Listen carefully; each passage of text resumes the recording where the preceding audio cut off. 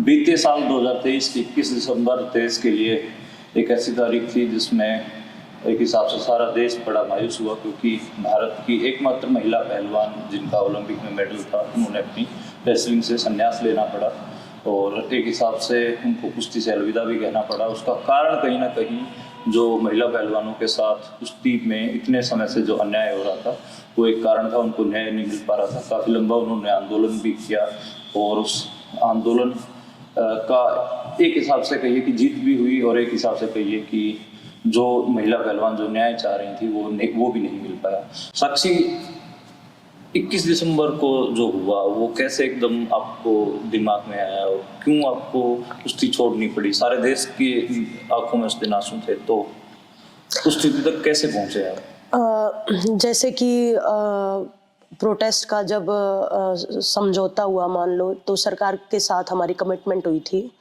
और HM sir ने commit किया था कि बृजभूषण से मतलब अमित शाह, हाँ जी, उनका रिलेशन में या उनका कोई नज़दीक का आदमी फेडरेशन में नहीं आएगा।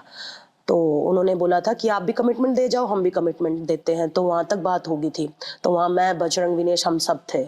फिर हम आगे, तो फिर हम अपने अपने कामों में लग गए। तो फिर जैसे ही यूँ पता चला कि इलेक्शंस होने हैं, डेट आई, तो फिर भी मतलब 100% तो ये नहीं कह सकते कि भरोसा था, लेकिन यूँ था कि हाँ बन सकती है बात। लास्ट तक भी हम पॉजिटिव थे। थोड़े बहुत नेगेटिव भी आ रहे थे, अगर हो गया तो क्या करेंगे। तो हम होटल में बैठे थे, हम वेट कर रहे थे इलेक्शंस के रिजल्ट्स की। तो सडन पता चला कि वो बृजभूषण का जो नज़दीकी है, बिल्कुल उसका बिजनेस पार्टनर, वही दोबारा से मतलब वही प्रेसिडेंट बन गया। यही मान लो कि बृजभूषण ही बना, क्योंकि आपने फोटोज़ में भी देखा होगा कि मालाएं तो बृजभूषण पहन रहा है, वो साइड में जैसे डम्मी खड़ा है वैसे खड़ा था। तो जैसे ही हम सब साथ थे और जैसे ही रिजल्ट का पता चला, उससे लेके और कॉन्फ्रेंस के टाइम तक का ना हमारा समय निकालना बड़ा मुश्किल था। हमें पता चला तकरीबन 2:30 बजे करीब, और हमारी कॉन्फ्रेंस का टाइम हमने 4, 4:30 का रखा था।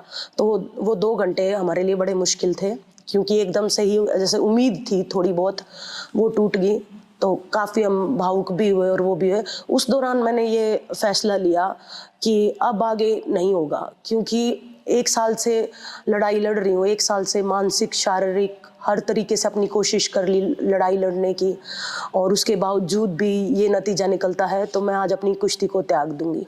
तो बस यही था कि मैंने फैसला लिया था, और ये मेरे लिए मतलब बहुत कठिन फैसला था, क्योंकि 18-20 साल से मैं कुश्ती में थी और एकदम से अपने प्यार, मेरा यूँ मान लो, मेरा पैशन मान लो आप, मेरा लगाव मान लो, वो उसको मुझे त्यागना पड़ा। तो मेरे लिए वो दिन बड़ा दुखद था।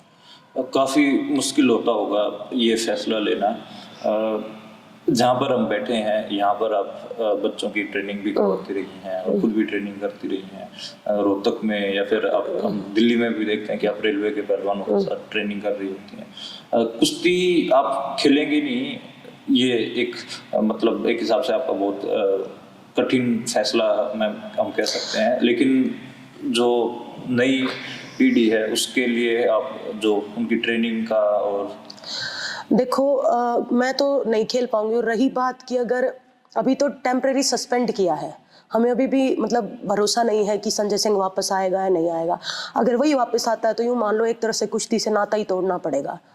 मतलब मैं कहीं और कंपटीशन में जाने के लिए या किसी अपने अखाड़े के बच्चियों के साथ जाने लायक भी नहीं रहूँगी, क्योंकि अगर वही होगा तो फिर उस मतलब ही क्या बनता है।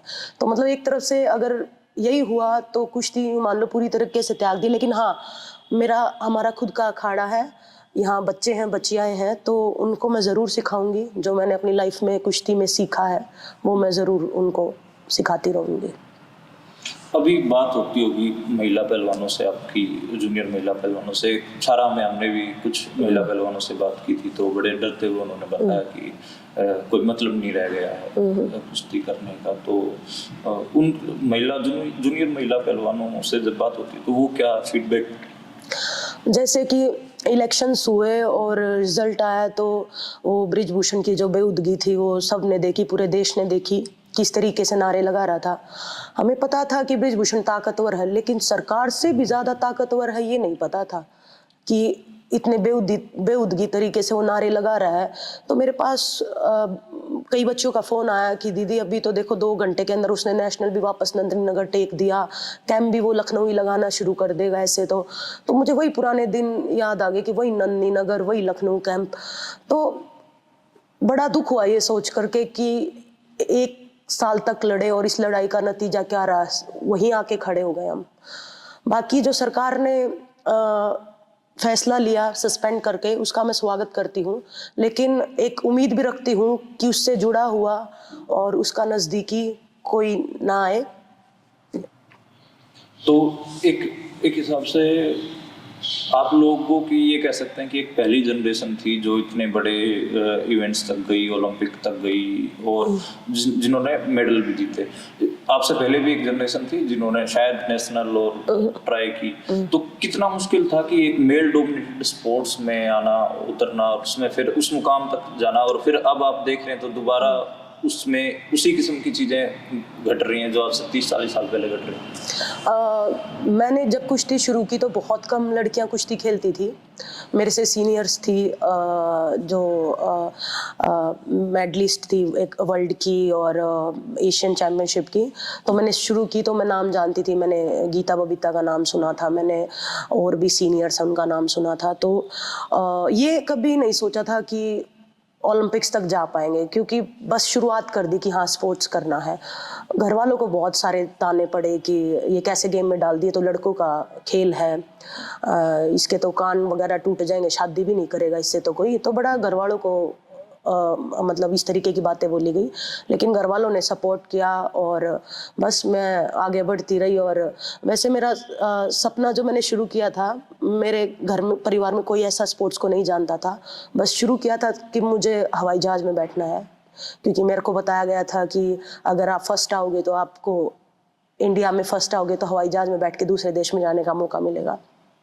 उसी चाव से शुरू कर दी थी, क्योंकि हम एक मध्यम परिवार से आती हूँ मैं, और कभी खुद के पैसों से हवाई जहाज में बैठने का सोचा भी नहीं था। तो वही लगन थी। फिर धीरे धीरे कुश्ती से इतना प्रेम बढ़ गया और सारे गेम्स के बारे में पता चला। जब से सोच लिया था कि हाँ अब तो सबसे ऊपर वाले प्लेटफॉर्म पे जाके देश का तिरंगा लहराना है, तो बस उसी कड़ी मेहनत सपना लेकर के मैंने मेहनत की। और बदलाव तो देखो, मेरे मेडल से मान लो या उससे पहले भी और लड़कियां हैं, विनेश हैं, इन सब के कितने मेडल्स आए, तो बहुत सारी लड़कियां प्रेरित हुई। बहुत पेरेंट्स से हमने बात की कि हम अपनी बच्चियों को आप जैसा बनाना चाहते हैं। तो मुझे खुशी है इस बात की कि मैंने बहुत सारे पेरेंट्स का जो है माइंड सेट चेंज किया। लेकिन अब दोबारा से कुश्ती में यही चलेगा, और अगर इंसाफ नहीं मिलेगा तो वो पेरेंट्स फिर कहीं ना कहीं डर जाएंगे, तो उस चीज़ का फ़ायदा नहीं हुआ कि जी। एक पूरा सेक्शन है जो आपको ट्रोल भी करता है ट्विटर पे और आप लोगों के खिलाफ भी लिखता है, आपकी जाति खोज कर निकाल लेता है, या उसके अलावा आपके जो एक हिसाब से आपको कभी कांग्रेसी बताने से नहीं चूकता है, फिर किसी वामपंथी या फिर नारीवादी, पता नहीं क्या क्या आप लोगों की एक पूरी ट्रोलिंग हम देखते हैं। वो ट्रोलिंग आपको तंग करती है? देखो कितना भी इग्नोर करें लेकिन कहीं ना कहीं तंग करती है। जैसे हम धरने पे बैठे थे तभी भी जो आईटी सेल है, जो ब्रिजभूषण की आईटी सेल है, वो बहुत बदनाम करने की कोशिश की कि ये तो हरियाणा वर्सेस यूपी कर रहे हैं, ये तो जाट वर्सेस कास्टिज्म करना शुरू कर दिया। उसने एलिगेशंस लगाने शुरू कर दिए, तो सिर्फ ट्रायल से बचना चाहते हैं। और फिर भद्दे भद्दे कमेंट्स भी आते थे और बड़ा दुख लगता था ये सोच करके कि इतनी मेहनत की और इतनी सारी जो अपनी उम्र है वो रेसलिंग को दी, और उसके बाद भी ये सब सुनने को मिल रहा है। लेकिन अगर बदलाव के लिए ये सब सुनने को मिल रहा है तो कोई बड़ी बात नहीं है, लेकिन बदलाव होना ज़रूरी है। इस जो ये एक आपका 1 साल का फेज है उसमें नो डाउट आपने संघर्ष किया और एक हिसाब से बहुत मतलब मानसिक दबाव रहा होगा, लेकिन एक हिसाब से कुछ चीज़ें आपको समझ में भी आई होंगी, कुछ चीज़ें आपको नहीं भी पता चली होंगी। तो इस आंदोलन से आपकी क्या सीख रही है अगर मानते थे? इस आंदोलन से देखो बहुत सारी चीज़ें सीखने को मिली। सबसे पहले तो एकता सीखने को मिली कि हम बैठे और एक एक करके हर स्टेट से जो है बंदे आ रहे थे, बुजुर्ग महिलाएं, और भी बहुत बेचारे जो जिनके पास खुद वो संपन्न नहीं है, सब हमारे साथ आए और हम एकजुट होकर हमने वो धरना किया। तो एकता सीखने को मिली और ये भी सीखने को मिला कि मैं बहुत ही जैसे थोड़ी सी शाय किस्म की या थोड़ी सी ऐसे स्वभाव मेरा सरल ही है, तो आवाज़ उठानी सीखी। सबसे इम्पोर्टेंट बात तो यही रही मेरे लिए कि गलत के खिलाफ अब मैं कहीं भी खड़ी होकर आवाज़ ज़रूर उठा सकती हूँ। और एक हिसाब से हम ये मान के चलें कि आगे महिलाओं के जो मुद्दे होंगे उनमें आप अपनी बात रखा करेंगे। पहले एक हिसाब से कहीं ना कहीं स्पोर्ट्समैन को हम देखते हैं, ट्विटर पे भी देखते हैं कि कुछ हो जाता है देश में तो कोई भी स्पोर्ट्समैन नहीं बोलता, लेकिन आप लोगों के ट्विटर अकाउंट पे पहले भी थोड़े एक्टिव थे, उसमें आप लोग लिख देते थे तो कुछ गलत हो रहा था। तो आगे महिलाओं के जो मामले होंगे, महिलाओं के साथ कोई अन्याय होगा तो रहेगी साक्षी क्या बात है? हाँ, देखो जब हमने धरना किया ना तो वो आप वाली बात है कि क्या सीखने को मिला। एक अंदर एक हिम्मत मिली, एक वो समाज के लिए कुछ करने की हिम्मत मिली, भारत की बेटियों के लिए, बच्चियों के लिए करने की हिम्मत मिली।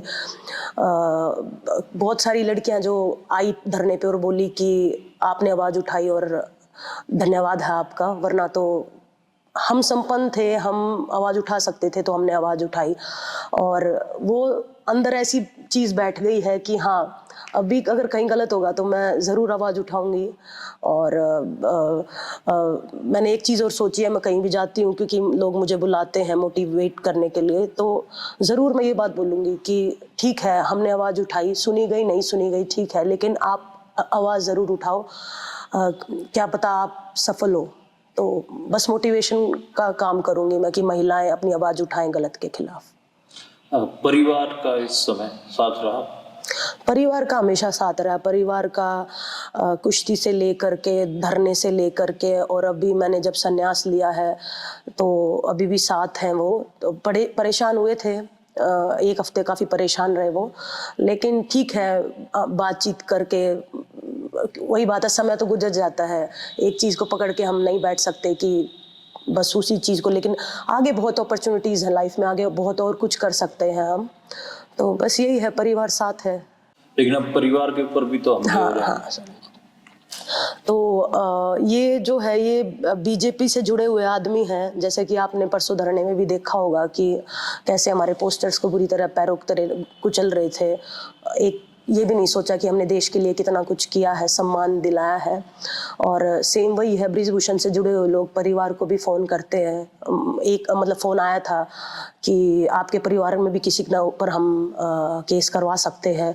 तो और रही बात ये, हम मेरे साथ नहीं, जो लड़कियों ने केस किया हो ना उसके ऊपर भी, जैसे बजरंग ने भी वीडियो डाली थी, डोपिंग का आरोप लगा रहे हैं। वो बेचारी बच्चियां 20-22 साल की हैं, फ़ोन जाता है डायरेक्ट कि डोप वाले आ रहे हैं देख लेना। उनको कैसे पता कि डोप वाले उसके घर पे आएंगे, जबकि कोई कंपटीशन नज़दीक नहीं है, वो वाडा लिस्ट में नहीं है, वो वेयर अबाउट्स में नहीं है।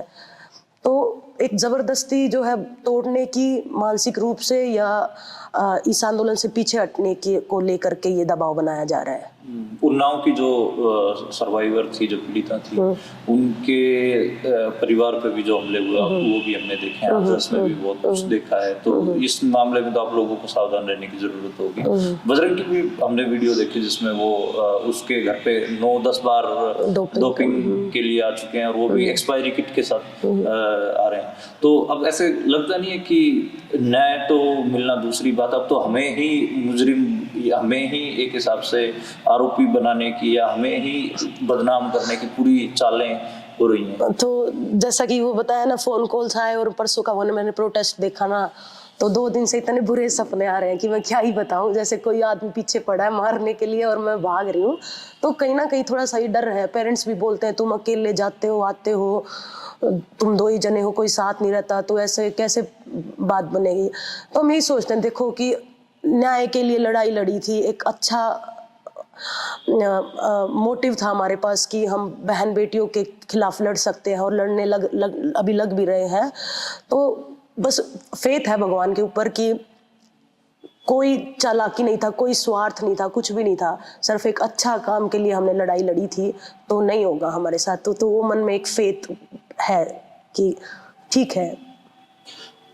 शुक्रिया साक्षी, आपने बड़े हिम्मत वाला काम किया है और मतलब पूरी दुनिया और आने वाले नस्लें भी याद करेंगी कि हाँ, स्पोर्ट्स में जब गलत हो रहा था तो कुछ खिलाड़ी थे जो लगातार आवाज उठा रहे थे, और आपके इस हौसले को सलाम।